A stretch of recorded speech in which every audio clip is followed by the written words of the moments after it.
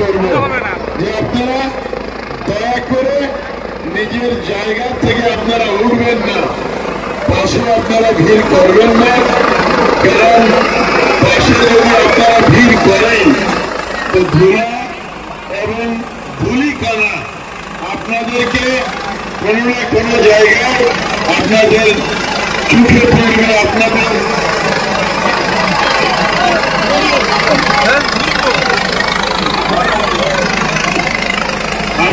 চোখে পড়বে। কাজে আপনারা পিছ দিয়ে দাঁড়িয়ে থাকুন, পিছন দিকে সামনের দিকে চাইবেন না, আপনারা চোখে ধোলা পড়বে, উপায় নেই।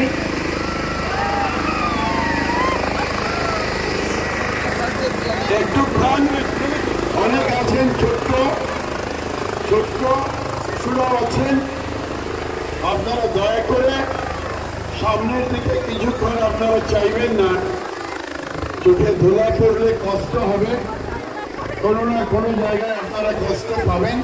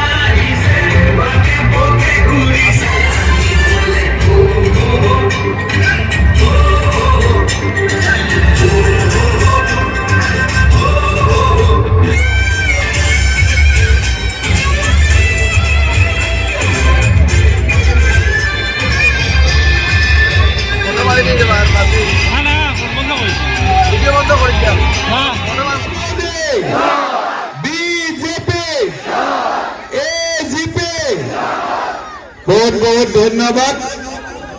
आज के আমার সভায় উপস্থিত ডক্টর রাজদীপ রায় মহাশয়, কৌশিক রায় মহাশয়, বিমলেন্দু রায় মহাশয়, বিশ্বরূপ ভট্টাচার্য মহাশয়, সুকেন্দ্র কর মহাশয়, নিত্যগোপাল দাস মহাশয়, বিশালেশ্বর দেব মহাশয়, সুব্রত চক্রবর্তী মহাশয়, তপন মহুরী মহাশয়, বিমল সিনহা মহাশয়, মঞ্চে উপস্থিত আমাদের নেতাগণ, আজির সভাত উপস্থিত দেউতা মা ভাইটি ভন্টি আৰু আমাদেৰ প্ৰিয় ৰাইজ,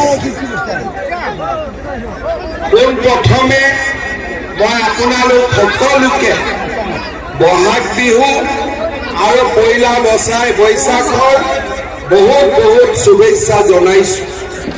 আপোনালোকে জানে যে 26 তাৰিখে আমাৰ শিলচৰত লোকসভাৰ ইলেকশ্যন হ'ব।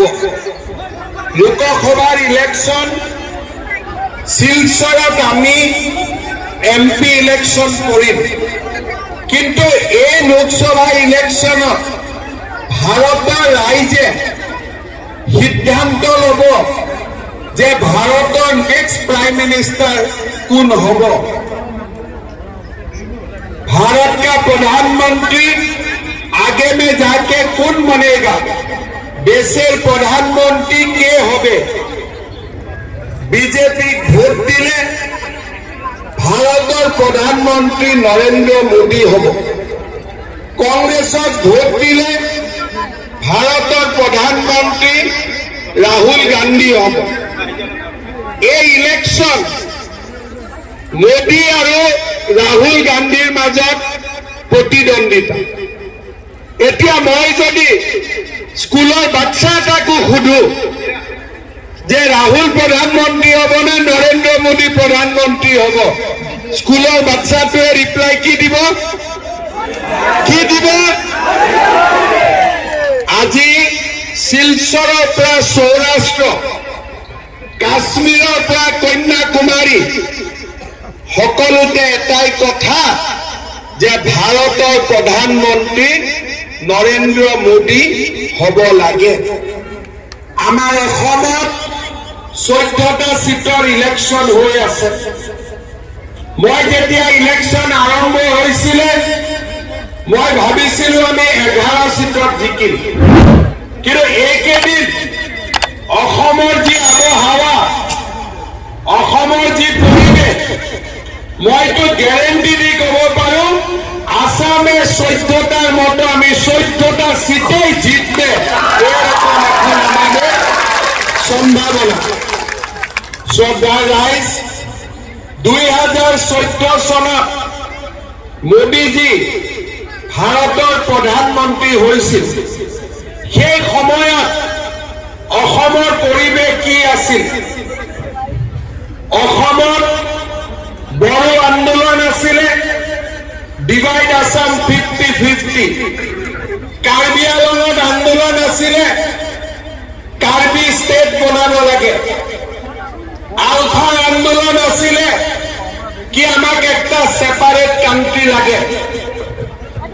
অসমত ডেইলি বোমা, গুলি, এজিটেশন, ধর্ণা, বন্ধ, পিকেটিং, এইটাই আছিল আসামের পরিবেশ। 10 সাল পরে এখন আসামের পরিবেশটা কি?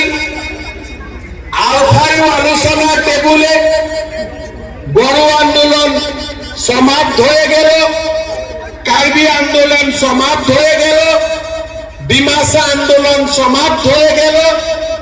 সব জায়গায় এখন এক উন্নয়নের পরিবেশ, এক বিকাশের পরিবেশ। বরাকের উন্নয়ন, ব্রহ্মপুত্রের উন্নয়ন। আজি আমাৰ অসম ভাৰতৰ সৰ্বশ্ৰেষ্ঠ ৰাজ্য বনাৰ ফালে আজি আমি আগবাঢ়ি গৈ আছো। মোদীজীৰ আশীৰ্বাদৰ কাৰণে আজি আমাৰ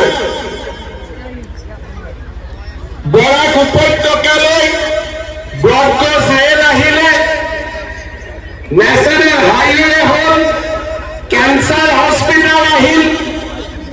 আজি অসমৰ চাৰিওফালে এটা ডেভেলপমেন্টৰ পৰিবেশ নিৰ্মাণ হ'ল। আজি যদি মই ঘূৰি চাওঁ, আমাৰ আসাম কেতিয়াও ইমান পিসফুল নাছিলে।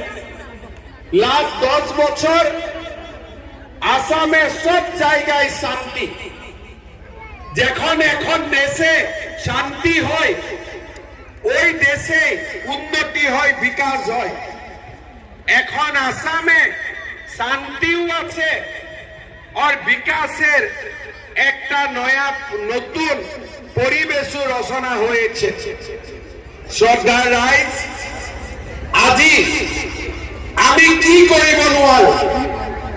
আজি ৰাইজৰ আশীৰ্বাদত যিবিলাক কাম আজিৰ পৰা 10 বছৰ আগত অসম্ভৱ লাগিছিল, আজি আমি অসমত সেই কাম কৰিব পাৰো।